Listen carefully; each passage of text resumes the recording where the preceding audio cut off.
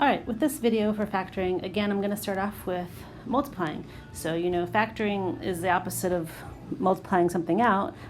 So if you know how to multiply something out, then it's easier to know how to take it back apart. So let's start with this first one over here. When I have 3x minus 4 and 3x plus 4. So notice that I have the exact same expressions, like 3x and 4, 3x and 4. One's minus, one's plus. It doesn't matter, this could be plus, that could be minus, but this is how it's going to work out. So watch. 3x times 3x is 9x squared. 3x times positive 4 is positive 12x. And then the inside is negative 12x. And then the last part is negative 16. So look what happens here. When you have two binomials that you're multiplying together like this, this will always happen if you have a plus and a minus of the same two expressions. The middle part will go away. And so what you end up with, because 12x minus 12x cancels out, and what you end up with is 9x squared here minus 16. So these two things, these are perfect squares. So this is called the difference of squares, the difference of perfect squares, because this 9x squared was made by 3x times 3x, and the 16 was made by 4 times 4. So if you have to factor the difference of perfect squares, like all the next of these three problems, then you're going to set up two parentheses. Now you're going to check for a GCF, but there is no greatest common factor here. And you're going to take this x squared right here, and you're going to split it, like the square root of it, basically, right? So x and x, because the square root of x squared is x. And then you take 25, and you're going to do the square root of it in your mind until you're like, okay, that's 5. So 5 times 5 is 25. And all you're going to do is come through and put a plus and a minus.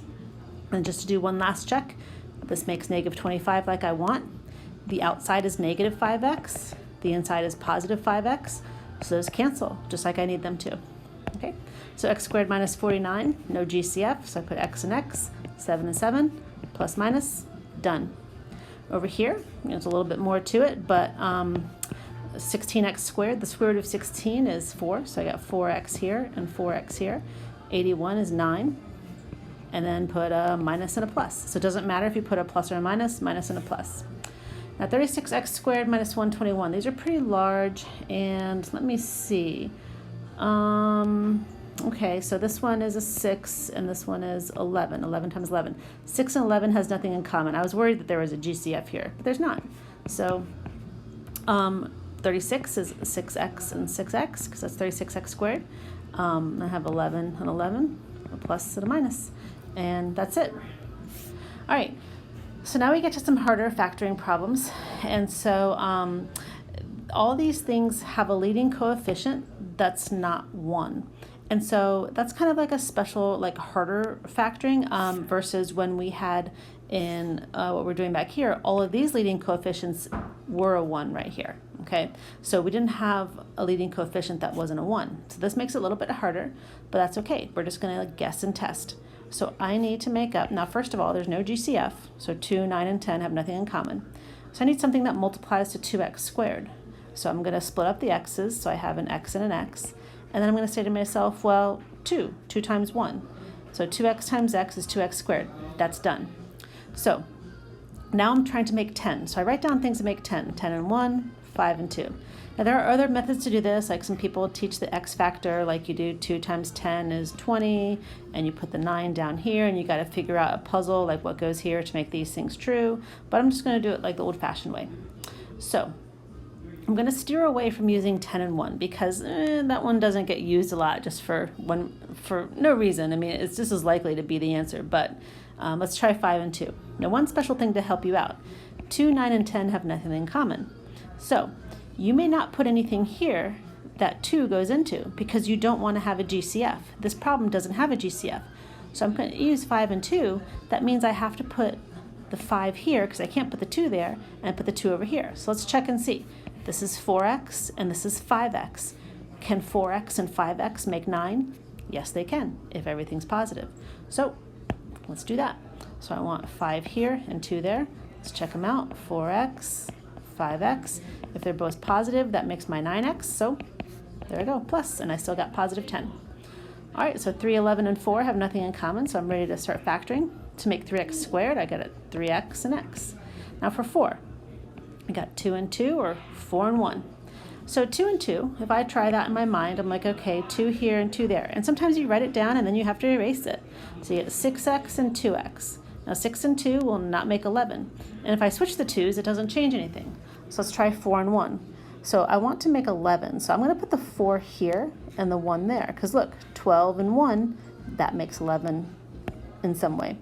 All right, so here we go, 4 and 1. So I write down 12x, 1x. I want positive 12 minus 1 to make 11. And also I knew it's going to be different signs because it was a negative 4 back here. So let's do it. Positive here, minus there. Do one last check. Negative times a positive makes negative 4. We're good. All right, over here, 5x squared, so I need 5x and x. And I've been lucky so far. These leading coefficients have been prime, meaning there's only one thing that makes them. 2 times 1, 3 times 1, 5 times 1, 2 times 1. But this 4 is going to cause me some trouble later on, so we'll talk about that when we get there. All right, so let's use my 6. Now it's a positive 6, so one thing to watch out for is a positive 6. So the only way to make a positive is to have 2 pluses, but if I have 2 pluses, then I'll never get this negative 13. So I know I'm going to have 2 minuses. So that's the only time that you want to put your signs in the problem is if you know it's 2 pluses or 2 minuses. Like back in this problem, I didn't know where to put my signs because I don't know what things are going to make, and I have to wait till the end. So I do know that these are both going to be minus, but we could also wait. So let's try it. So to make 6, I got 6 and 1, 3 and 2. So let's just try it out. So let's see, how about 6 here and 1 there? So that'll be 5x and 6x. So 5 and 6 do not make 13. So I get my eraser and I'll erase it. So now 6 and 1, maybe I try it the other way. Maybe I try 6 here and 1 there. Well, that's 30 and 1. So that's even worse. All right, so let me erase that. So basically right now, 6 and 1 are done. I'm not going to use them anymore. So let's try 3 and 2. All right, so I think I see that if I put 3 here and 2 there, let's check that out. 15x and 2x. All right, now if I'm going to make negative 13, I would need negative 15 and positive 2. So this is one of these special problems where I think I found it. But if I put a negative here and a positive there, do you see how I lose my positive 6? So it's not right. So I need to switch this. Let's try the 3 in the front and the 2 in the back. All right, because we did know that it's supposed to be double negative. So 3 in the front, 2 in the back. All right, here we go, 10x and 3x. There we go. If they're both negative, I'll get my negative 13. And 2 negatives right here makes a positive 6. Okay, so just guessing and testing, just be good at multiplying. All right, so 2, 3, and 14 have nothing in common. So let's see, 2x and x. So 14, I have 14 and 1, 7 and 2. So I'm going to use that trick again where, I could try 14 and 1, but I'm going to do 7 and 2 now. And I can't put the 2 in the front, so let me put the 7 here and the 2 there. I can't put a 2 here because 2 goes into 2. So remember, you can't have a GCF in one of your factors. All right, so let's test this out. 4x and 7x. Yep, I can make my 3. Negative 7 plus 4. So negative 7 plus 4. I knew it was going to be opposite signs because that was a negative 14. All right, so this one. 4, 16, and 15 have nothing in common. I'm going to do it down here. So now I have 2 options to start off. I got 4x and x, or I could also do 2x and 2x. I don't know which one's going to work at this point. So let's do it. 15, I can use 5 and 3, 15 and 1. Now it might be 15 and 1, but that's kind of rare. So I'm just going to go with 5 and 3. Let's just check it out. So let me get my red pen here. So 5. If I put 5 here and 3 there, that's going to be 20 and 3. 20 and 3 won't make 16. Let me try 3 here and 5 there. 12 and 5. 12 and 5 don't make 16 either. All right, so let's do 15 and 1. Now putting 15 here, that's going to be really large, so I'm not going to do that. So what if I put 15 here and 1 there? So it'd be 15x and 4x, not 16. So I've exhausted everything that I could do with the 4 in the front. So you know what? It's not going to have 4 in the front. So let's check out this.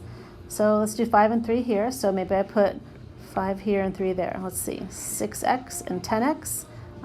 6 and 10 make 16. I think we found it. All right, so 5 and 3. Frankly, it doesn't matter where I put the 5 and the 3 because the 2's are matching. So we got 6x and 10x, oops, both negative because it's a positive 15. And I got my 16, yep, there we go. So 2x minus 5, 2x minus 3. Okay, so there's your factoring. Bye-bye.